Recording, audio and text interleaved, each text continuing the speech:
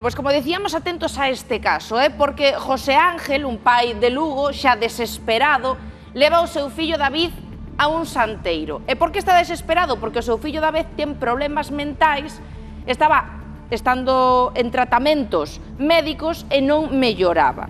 Como non atopou solucións na mediciña, atopou un presunto santeiro cubano que lle prometeu que el sí que o ia a curar. Pero que fixo? O único que fixo foi agravar a súa situación. Díxolle que estaba mal porque a xente lle quería mal, que lle fixeran bruxería e que a súa vida corría perigo. Tiña que pagarlle 5.000 euros e así facer unha viaxe a Cuba para curarse.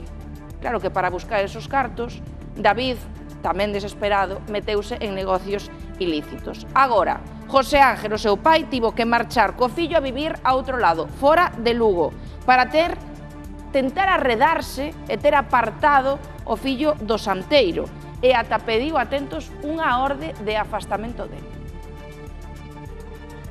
David viña arrastrando desde, digamos, a post-adolescencia pois un diagnóstico clínico que tiña, digamos, de un trastorno de personalidade. Non seguía a pauta, digamos, terapéutica que lle indicaba.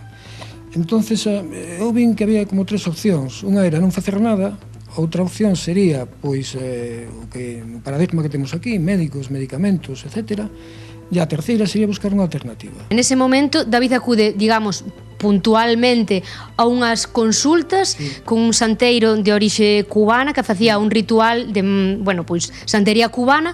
Que lle prometía a David? Curalo. Un pouco a desesperada, buscabades unha saída por aí. Sí, claro, o sea, de poder axudar ao rapaz, digamos, polos medios e polos que estuveran, digamos, ao noso alcance, non? Que lle diagnostica, digamos, entre aspas, este santeiro a David? Que di que lle pasa? Este individuo, digamos, lle manipula o mete nun bucle de que o que a él lle pasa realmente que lle fixeron unha bruxería. Cal foi o momento no que ti dixeches isto non ten razón de ser? Hacia finales do ano 24, cando exixía un pago de 5.000 euros para ir a Cuba. Exixía 5.000 euros para facer ese viaxe a Cuba, digamos, para outro tipo de procedemento, e David tratou de buscar desesperadamente eses 5.000 euros. Eses 5.000 euros. E agora tedes solicitada unha orde de afastamento desta persona a David. Medidas cautelares é o nome. Está solicitado, digamos, como medida de protección frente a este individuo, é dicir, porque Lugo é pequeno.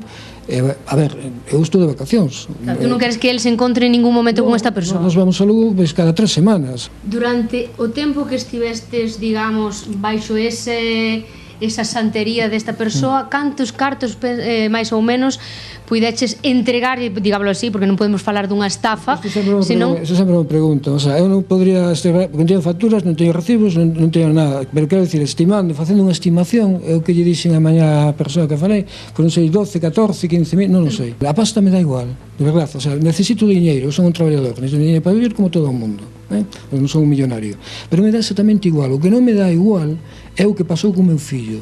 Eu o que non entendo, digamos, é como se pode ser tan ruín que unha persona enferma, manifestamente enferma, digamos, poder chegar a ese extremo, xa non só de lucrarse, sino de tergiversar, digamos, o relato e darlle voltas e retorcelo hasta ese punto. Estou disposto a chegar onde sea necesario para que non se volva a repetir baixo ningún concepto o que sucedeu.